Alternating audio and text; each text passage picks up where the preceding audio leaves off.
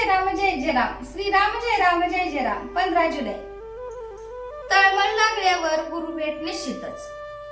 काय करावे हे मनुष्याला कळतंय, पण त्याचे मन त्याला आवरत नाही.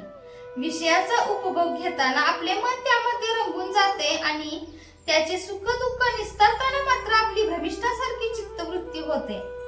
आपल्याला झालेला भ्रम नाहीसा करायला 3 गोष्टी आवश्यक आहेत. 1 सद्विचार, दुसरी नामस्मरण आणि तिसरी सत्संगती. संत ओळखणे फार कठीण आहे. आपण त्याच्यासारखे व्हावे तेव्हाच तो कळायचा. त्यापेक्षा सद्विचार बाळगणे सोपे. भगवंताचा विचार तोच सुविचार होय. भगवंताच्या कथा ऐकाव्यात, त्याच्या लीला वर्णन कराव्यात, त्याच्या वर्णनाचे ग्रंथ वाचावेत. पण याही पेक्षा आपल्या जवळ नेहमी राहणारे असे त्याचे नाम घ्यावे.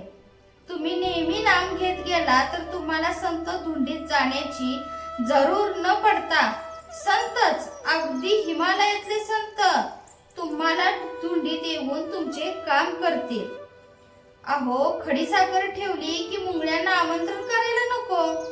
तुम्ही म्हणाल आम्हाला ते करता येत नाही, पण आपण आपल्या मुलाला शाळेत घालतो आणि तो न शिकला किंवा त्याचा अभ्यास येत नसला तर पुन्हा त्याच वर्गात त्याला बळजबरीने ठेवतोच की नाही. त्याला एक विद्या आली नाही तर दुसरी कोणती येईल ती शिकवतोच की नाही.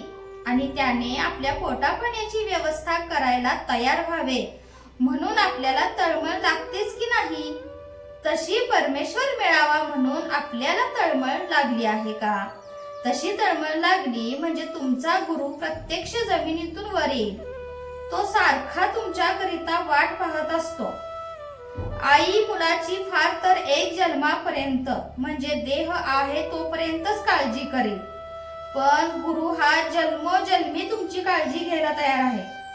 त्याला देह नसला तरी तो नाही असे समजू नका. तुम्ही दूषित झाला म्हणजे तो दूषित होतो, म्हणून तुम्ही केव्हाही दूषित होऊ नका.